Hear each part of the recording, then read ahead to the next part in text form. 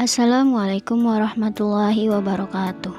Kami dari kelompok 7 akan menjelaskan tentang fungsi controlling atau pengawasan. Pengertian controlling. Controlling merupakan salah satu fungsi manajemen yang harus dilaksanakan oleh seorang controller atau pengawas.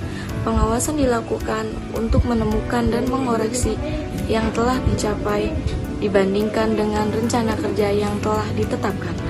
Pada setiap tahap-tahap pada kegiatan, perlu dilakukan pengawasan, sebab apabila terjadi penyimpangan, akan lebih cepat melakukan koreksi atau perbaikan. Menurut beberapa pakar ekonomi, yang pertama, E.R.V. Strong. Proses pengaturan berbagai faktor dalam suatu perusahaan agar sesuai dengan ketetapan-ketetapan dalam rencana. Yang kedua, Harold Coates. Pengukuran dan perbaikan terhadap pelaksanaan kerja bawahan agar rencana-rencana yang telah dibuat untuk mencapai tujuan-tujuan perusahaan dapat terselenggara. Yang ketiga, Stoner, Freeman, dan Gilbert menyatakan bahwa pengawasan adalah proses untuk memastikan bahwa segala aktivitas yang terlaksana sesuai dengan apa yang telah direncanakan. Tujuan dan bidang-bidang controlling.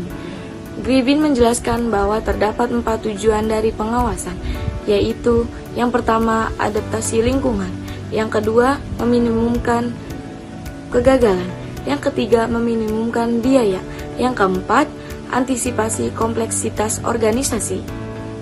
Adapun pengawasan dapat dilakukan pada bidang yang pertama, produksi, yang kedua, pemasaran, yang ketiga, keuangan, yang keempat, personalia, yang kelima, administrasi atau perkantoran. Dan selanjutnya, fungsi pengawasan atau kontrol. Fungsi pengawasan dimaksudkan untuk mengawas kegiatan-kegiatan organisasi agar pelaksanaan kegiatan tersebut sejalan dengan tujuan yang ditetapkan. Begitu pula dengan seluruh unsur yang ada di dalamnya, agar saling mendukung dan bekerja sama untuk mencapai tujuan yang telah ditetapkan. Fungsi pengawasan meliputi beberapa tindakan antara lain, yaitu 1. Menetapkan standar prestasi, 2. Mengukur prestasi yang sedang berjalan dan membandingkan dengan standar yang telah ditetapkan, yang ketiga, mengambil tindakan untuk memperbaiki prestasi yang tidak sesuai dengan standar. Selanjutnya, macam-macam pengawasan atau kontrol.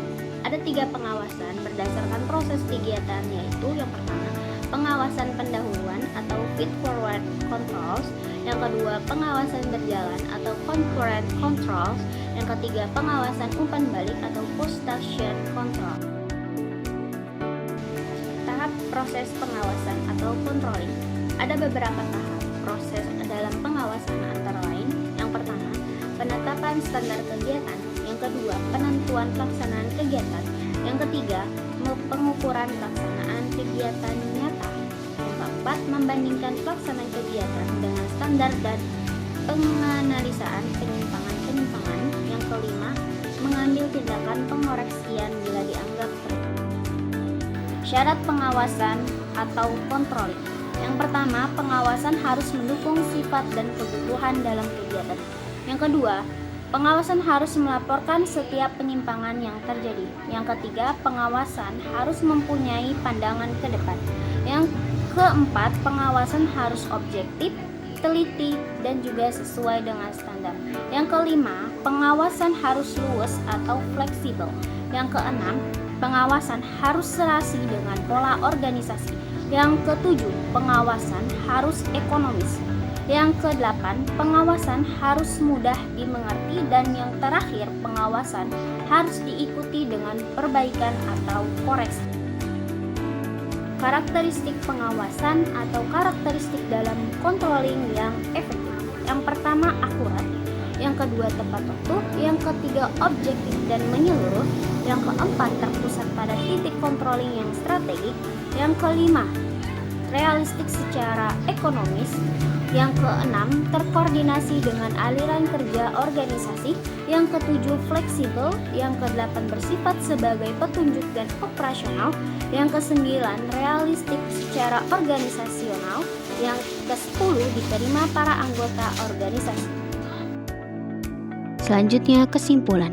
Pengawasan adalah suatu usaha yang sistematik dalam menetapkan standar pelaksanaan, tujuan, dengan tujuan-tujuan perencanaan, merancang sistem informasi, umpan balik, membandingkan kegiatan yang sebenarnya dengan standar yang telah ditetapkan, menentukan dan mengukur penyimpangan-penyimpangan, serta mengambil tindakan koreksi yang diperlukan. Pengawasan atau controlling sangat penting dilakukan karena adanya perubahan lingkungan organisasi untuk meningkatkan kompleksitas organisasi, meminimaliskan tingginya kesalahan-kesalahan, adanya kebutuhan manajer untuk mendelegasikan wewenang, pentingnya komunikasi dan menilai informasi dan mengambil tindakan koreksi. Tahap-tahap dalam proses controlling adalah 1. Penetapan standar pelaksanaan, 2. Penentuan pengukuran pelaksanaan kegiatan, 3. Pengukuran pelaksanaan kegiatan, 4. Pembanding pelaksanaan dengan standar dan analisa penyimpangan, 5. Pengambilan tindakan koreksi bila diperlukan. Dengan berbagai macam tipe dan karakteristik fungsi pengawasan atau controlling yang efektif untuk diterapkan, organisasi akan mampu berjalan dan mencapai tujuan yang telah ditentukan.